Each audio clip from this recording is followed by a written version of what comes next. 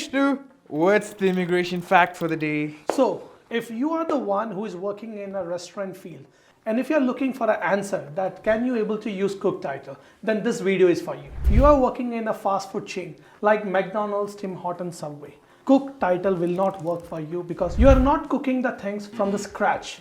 Whereas on the other hand, if you are working in any other breakfast places where you are cooking the things like egg, bacon and other things, then yes, you can able to use the cook title. That will go under the 63200 NOC code and you can be getting a PR in a faster way only if your CRS point is more than 450. So try to improve your CRS point and get your PR easy with the cook title.